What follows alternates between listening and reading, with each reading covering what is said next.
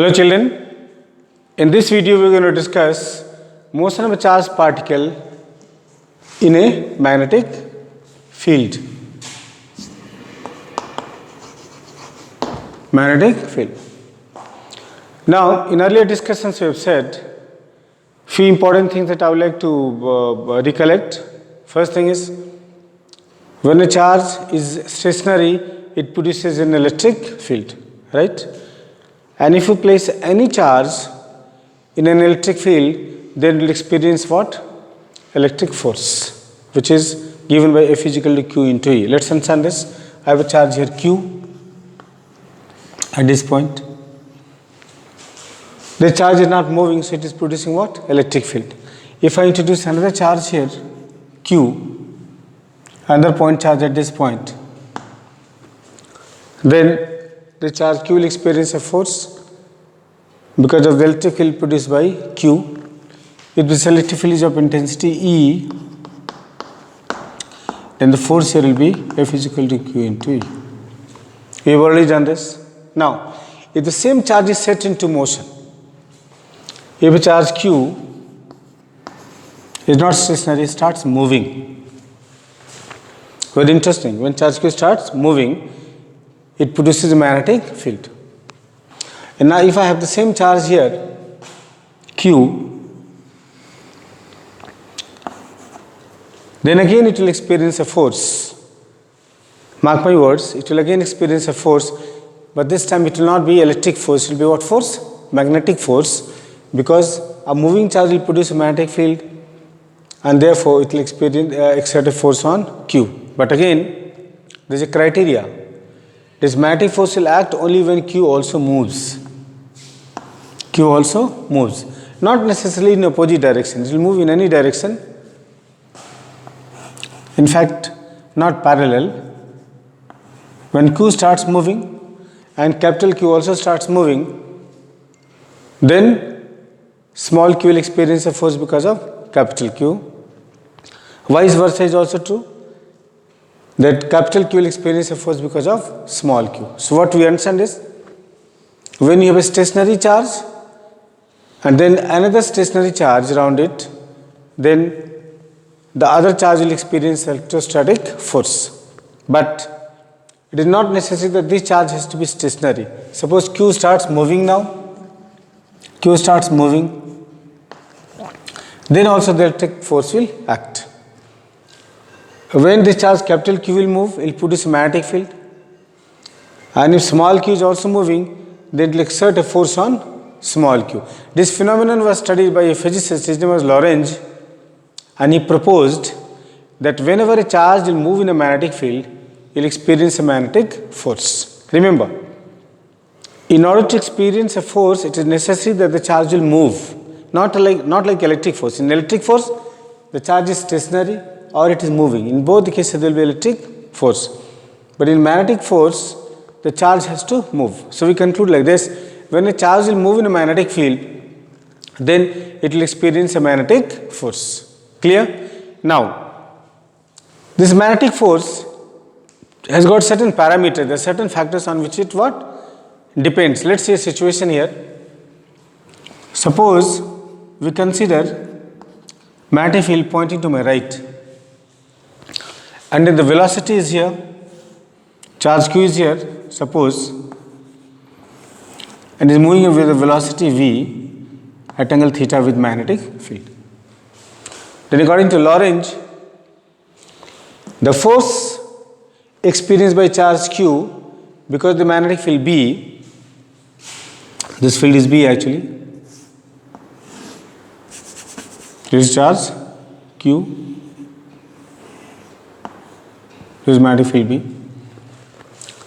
Then according to Lorentz, when charge q will move in a magnetic field, it will experience a magnetic force. This force is called magnetic Lorentz force, and this force depends upon, is directly proportional to charge, that is q.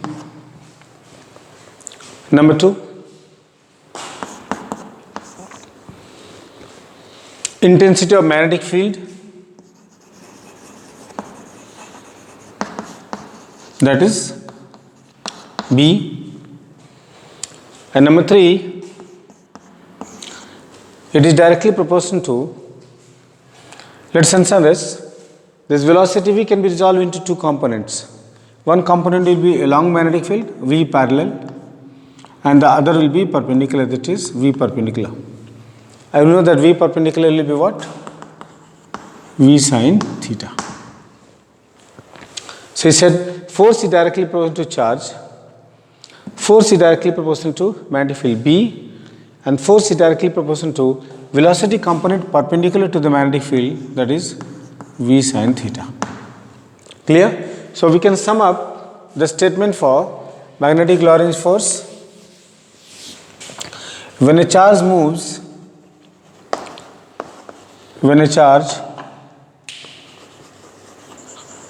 following factors. So when a charge moves in a magnetic field, it experiences a magnetic force called magnetic Lorentz force, right? And on what factors it depends? It is directly proportional to charge, directly proportional to magnetic field, and directly proportional to V sin theta. Remember, V sin theta is perpendicular component of the magnetic field, right? If we combine all this, so combining children we get, if we combine, F is directly proportional to QVB sin theta. If we combine these three statements, QVB sin theta, or F is equal to K into QVB sin theta. Now experimentally, K is a constant of proportionality. Experimentally, value of K is 1. Experimentally, if you determine the value of K, it comes to be equal to 1. So if I put K is equal to 1, then I get F is equal to QVB sin theta. So we come across a very interesting expression for magnetic Lorentz force. So therefore we say hence magnetic Lorentz force is Fm. We will be writing Fm is equal to F for force, M for magnetic, QVB sin theta, right? But children, you know that force is what? Force is a vector quantity. So in vector form we can write, in vector form children, you know that AB sin theta is equal to A cross B. We know that velocity is a vector, the magnetic field is also a vector. So we will be writing Fm vector equals to Q into V cross B. So we got vector form of Lorentz magnetic force, Fm is equal to Q into V cross B. Now there are many special cases that we will be discussing now. Okay? Special cases children. Case 1. Case 1 is, suppose the velocity is upwards and the magnetic field is also upwards, or both are parallel in the same direction. So in this case, how much the angle between the velocity and magnetic field? 0. So case 1 is, if theta is equal to 0, and how much is sin 0? Sin 0 is also equal to 0. So F will be equal to 0. So remember, whenever a charged particle will be travelling parallel to the magnetic field, Lorentz force will be 0. This is case 1, and you have to remember. Case 2, suppose the particle is going upwards and the magnetic field is downwards, meaning velocity and magnetic field are anti-parallel to each other, right, in opposite directions. So how much is theta in this case children? 180 degree. And sin 180 degree how much? 0. So here also Fm is equal to 0. So in either case, whenever velocity and magnetic field are parallel, then the force is always equal to 0, right? Now case 3 is interesting. Case 3, if theta is equal to 90 degree, meaning something like this. Suppose this is velocity, this is magnetic field, and this is velocity. This angle is how much of 90 degree. If theta is equal to 90, I know sin 90 is how much of 1. So in this case, magnetic force is maximum. Fm is F max, and that will be QVB. So in this discussion, children, we came across important concepts. When a charged particle is traveling, suppose the magnetic field is directed like this, right? And the charged particle is also traveling parallel to it, so force will be how much? 0. But suppose the magnetic field is going from left to the right of the board along the length, and the velocity is along the breadth. So angle is how much? 90 degree. In this case, the force is what? Maximum. So what we did, we understood in this discussion the factors which are affecting magnetic Lorentz force. Okay, let's see the direction of the force now. Now, let's see here direction of magnetic Lorentz force. We said F is equal to Q into V cross B. Children, you have already done cross product, and you know that cross product of two vectors is always perpendicular to the plane containing the two vectors. Clear? Let's consider a situation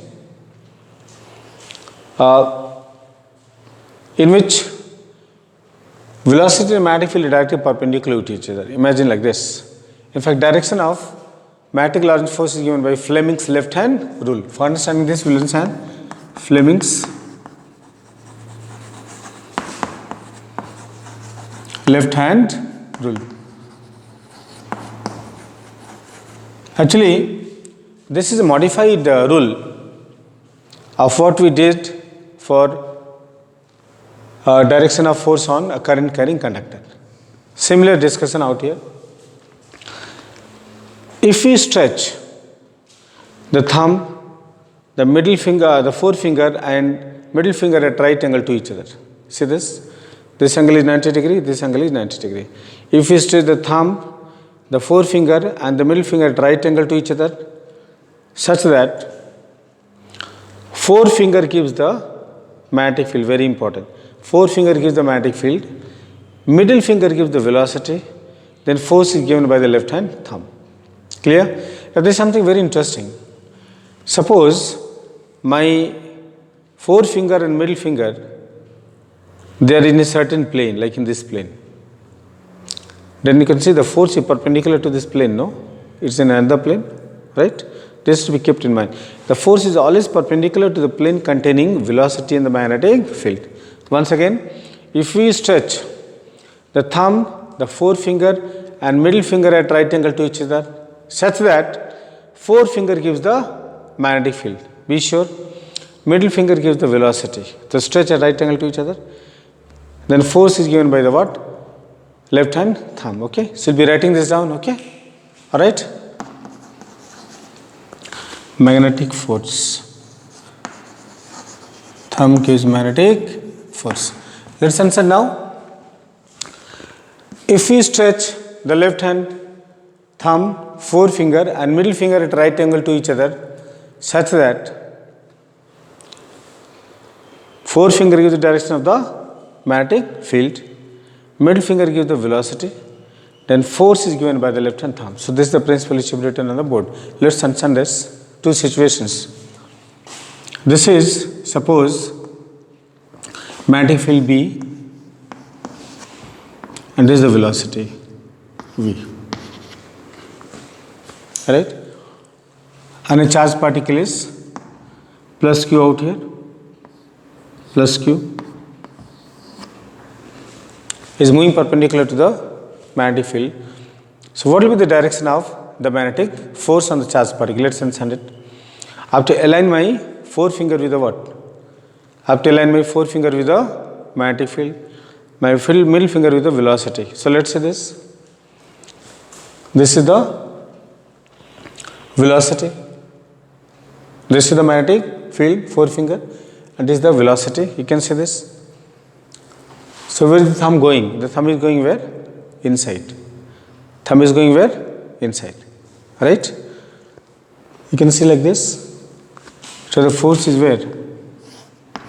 Inside. This is the force F.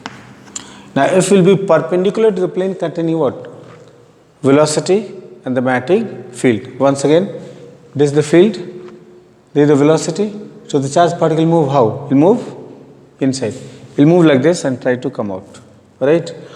Let us say that V and B, they are in the XY plane. So if you see this is X axis, this is Y axis, and this is Z axis. V and B are in the what? XY plane. This is B and this is V. This is XY plane. So where is the force? The force acting along which plane?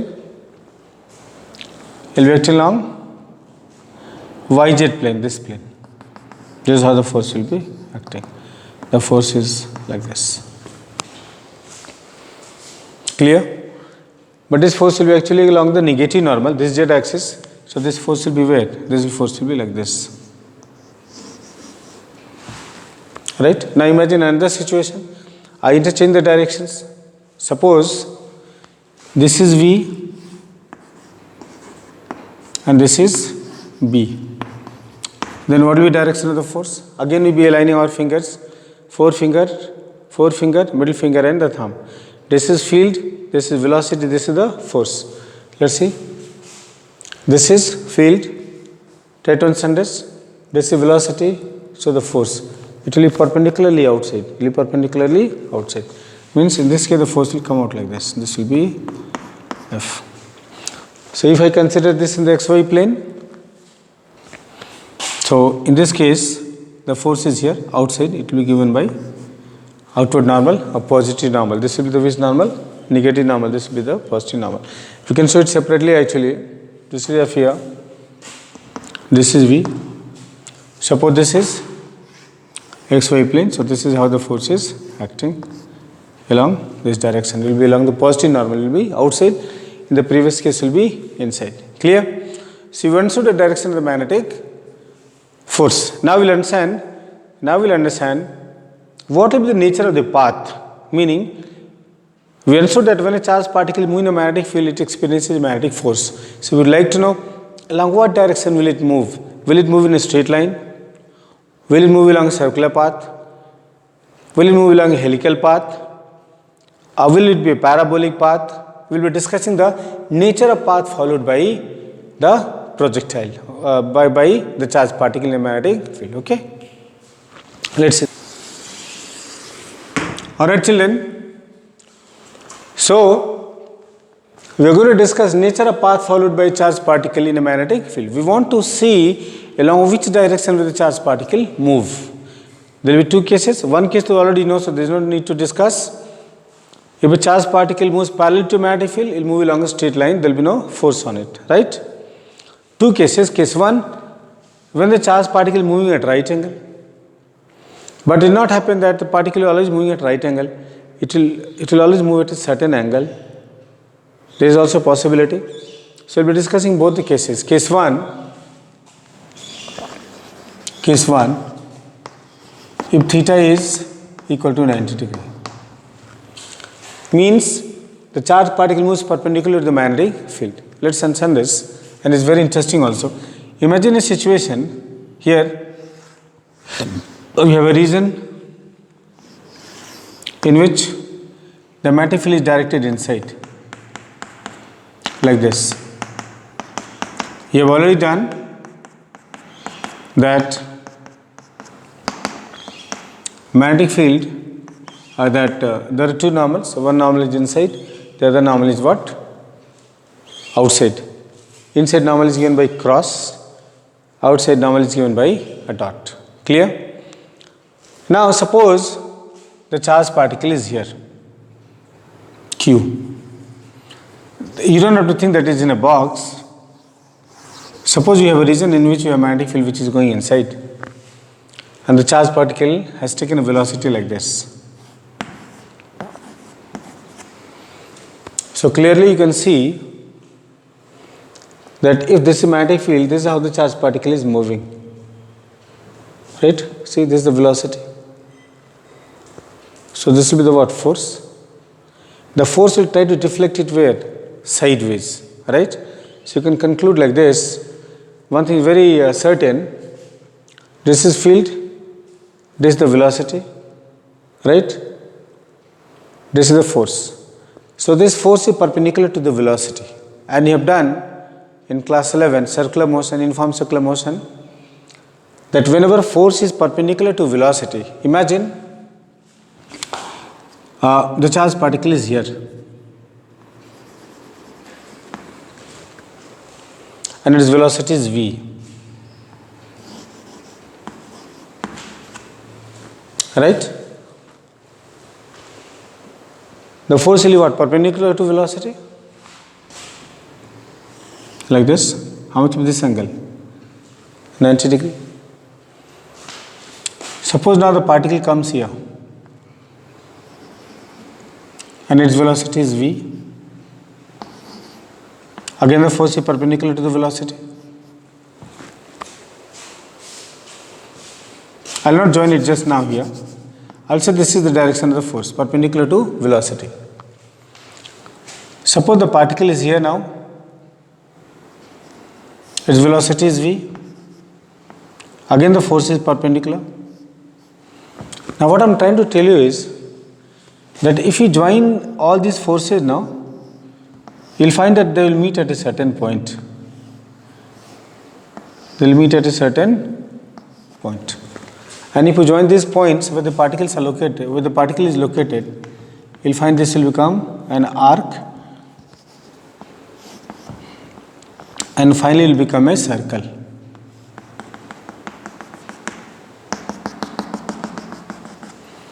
This is what is going to happen. So we conclude that whenever a charged particle moves perpendicular to magnetic field, it has no choice. It will be constrained to move along a circular path, because the force is always perpendicular to the velocity.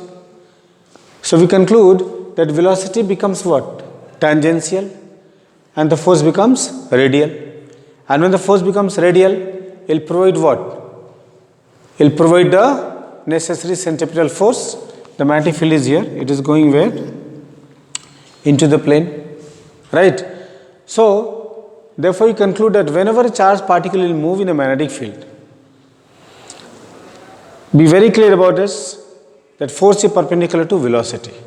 When force is perpendicular to velocity, then what will happen? Two things will happen. First thing is, when force is perpendicular to velocity, then it cannot do any work, because force and displacement are perpendicular to each other. We already did in class 11, theta is 90 degree, no work is done, number one. Number two, if no work is done, then there will be no change in velocity, and therefore there will be no change in kinetic energy.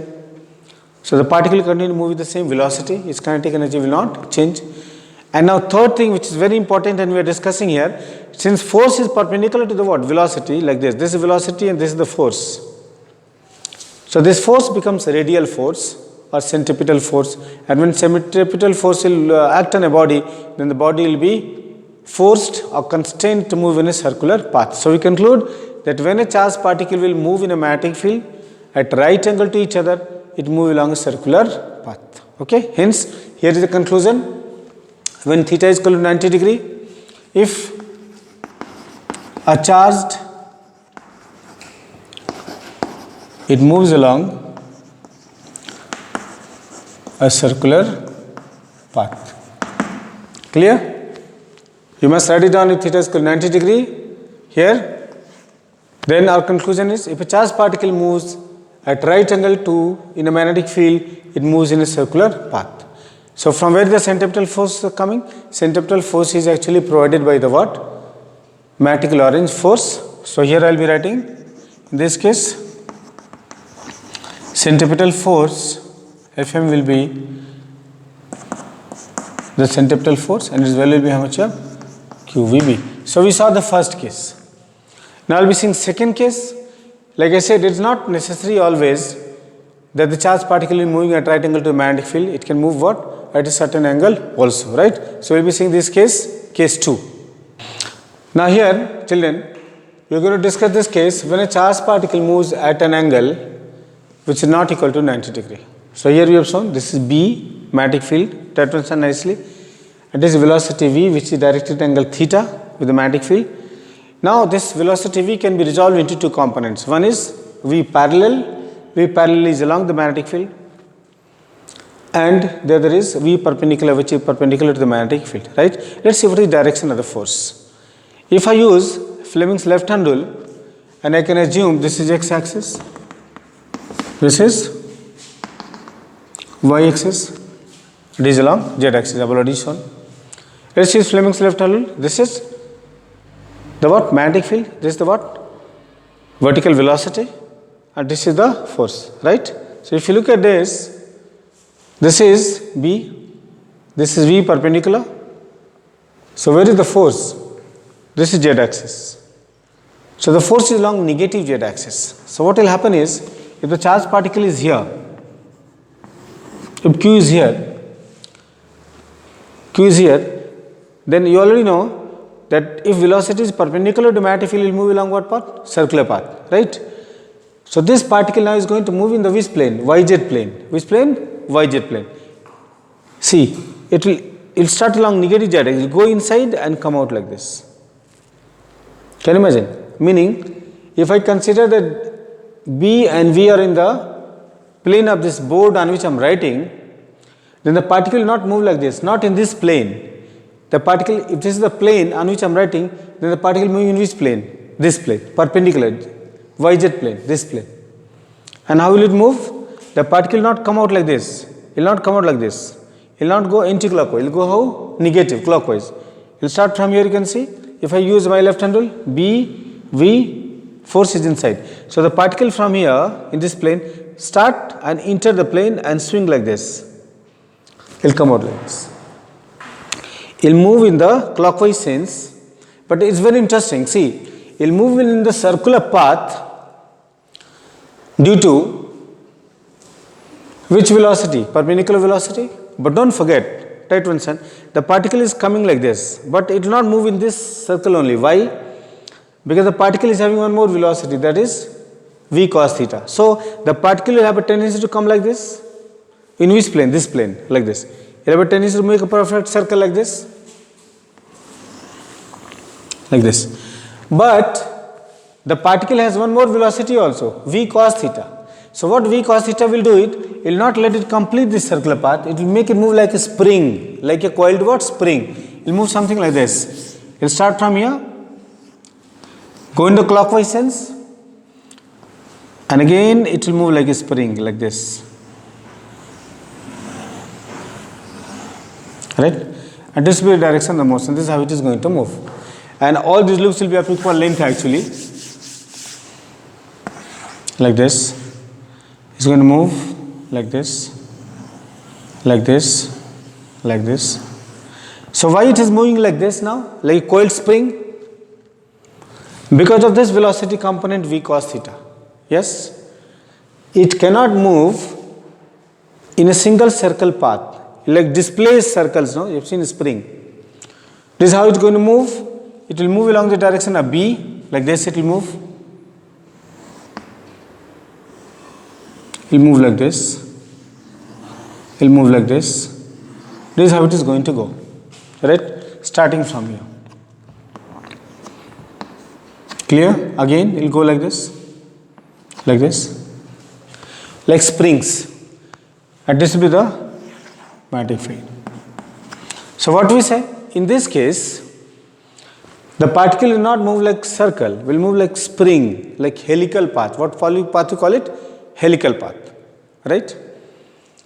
So here what we see is that the particle is moving in a helical path like this, and what will be axis? If I look at this, then like this it will move here inside. It will go inside and come out like this.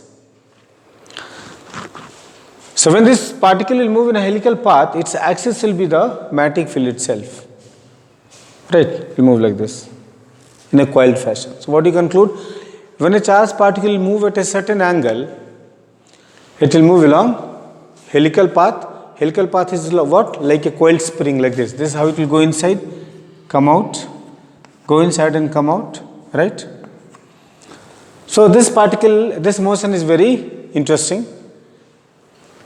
It moves along a helical path. So we conclude that charged particle, here charged particle moves along helical path, and helical path in the form of coiled spring. Now children, once you have understood this, then we will try to derive what will be the radius of the path followed in both the cases, time period and frequency also. Okay, I discuss both the cases separately. Case 1 will be when it is moving at right angle, case 2 is when it is moving at a certain angle, right? So we are going to discuss. Now children, will be calculating radius of the circular path followed by the charged particle, and in this case 1 is when theta is equal to 90 degree. Now you know that whenever the particle moves a magnetic field, then the necessary centripetal force I discussed at length is provided by the magnetic Lorentz force. Clear? So this is how the charged particle is going to move. This is how the charged particle is going to move. Suppose the charged particle is here Q. We know its velocity will be V. Velocity will not change. At every point of time the velocity is going to be the same. For this motion, the necessary force, centripetal force is going to provide by magnetic Lorentz force. So I will say let radius of the path is equal to r. Clear? So centripetal force will be children mv square by r, and it is provided by what? Lorentz force, that is qvb, right? So we can cancel out v and v. So r will be how much? mv by qv. So this is the formula we got for radius of path followed by a charged particle. Remember here,